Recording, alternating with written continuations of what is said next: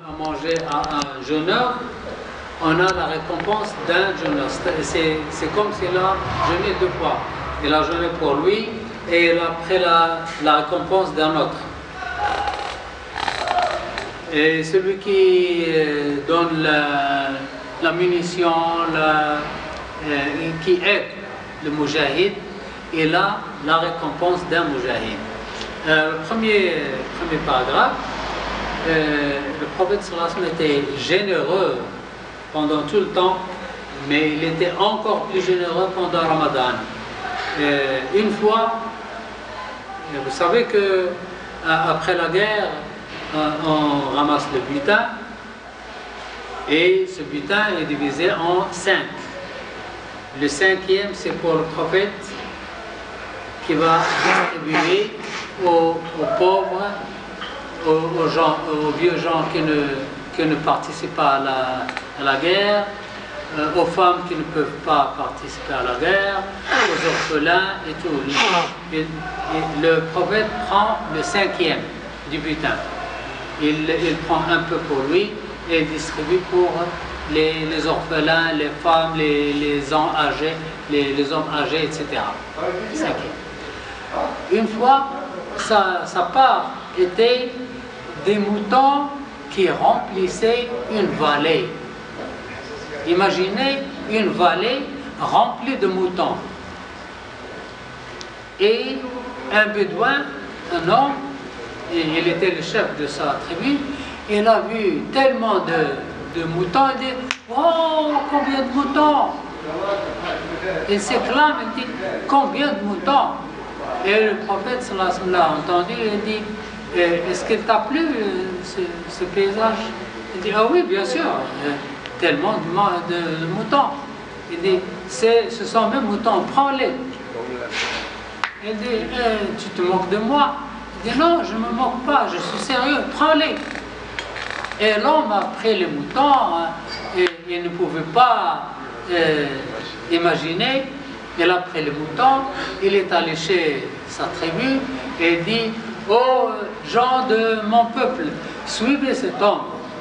Il donne le don de celui qui n'a pas peur de la pauvreté. » Et tous les gens de tout son peuple sont devenus musulmans grâce à ce don.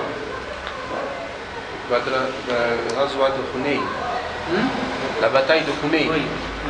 Imaginez un homme qui donne un grand nombre de moutons. C'est tous les moutons qu'il possède. Il les donne une seule fois à une seule personne.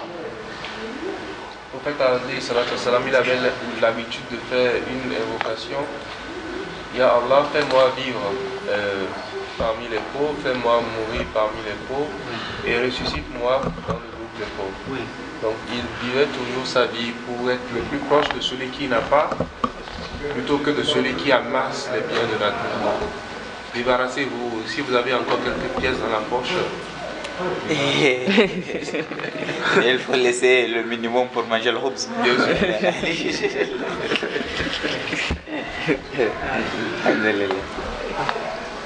On va vider le compte bancaire et après... Ah non, on va vider le compte bancaire. Et Jibril a fait la révision avec la révision du Coran avec le prophète chaque Ramadan.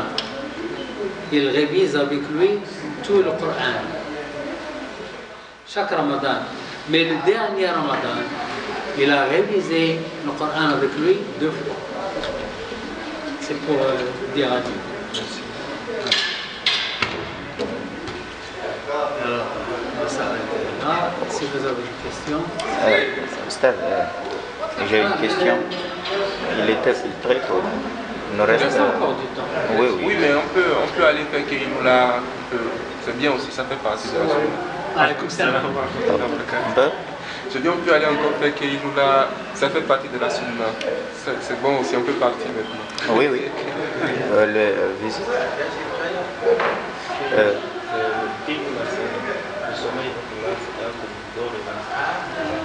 C'est pour pouvoir faire Tarawih correctement. Ustad, j'ai une question par rapport par rapport au testament. Il est recommandé en islam de faire le testament avant sa mort. Oui. Et quel est le pourcentage recommandé? Premièrement, on ne fait pas de testament aux héritiers. Là, deuxièmement, on fait le testament pour quelqu'un qui n'est pas héritier et ça ne dépasse pas le tiers. Un tiers? Oui. Maximum? Oui, maximum. C'est-à-dire si par exemple j'ai laissé 90 000 dirhams, oui. Donc, ça ne dépasse pas 30 000. 30 000. Tu peux me donner 30 000. Vous pouvez laisser Ça, c'est dans mon imagination. Vous pouvez laisser 10 000, 5 000, 20 000, 25 000, 30 000, pas plus. Ça ne dépasse pas 30 000. Et qui doit bénéficier de cet héritage? Tout ce que vous pouvez. Donc c'est-à-dire que dans mon testament, je peux par exemple dire que mes biens vont à l'endroit de telle personne, une personne qui n'est pas de ma famille. N'importe quelle personne qui ne soit pas héritier. Et les héritiers directs, c'est mes enfants.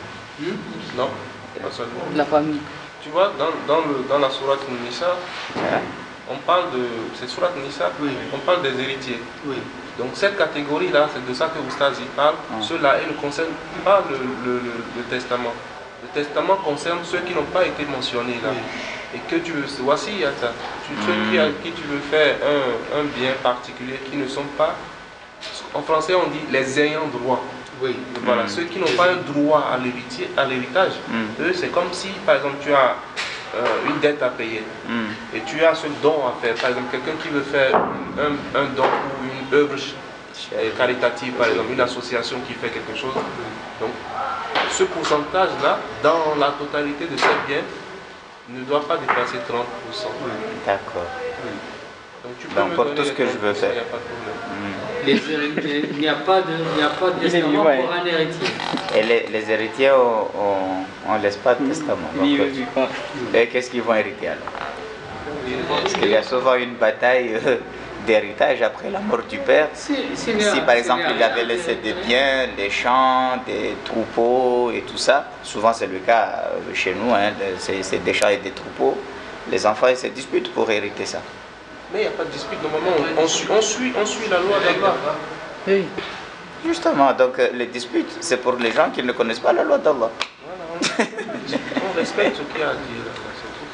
Quand quelqu'un meurt, alors s'il ne laisse rien, les héritiers n'ont rien.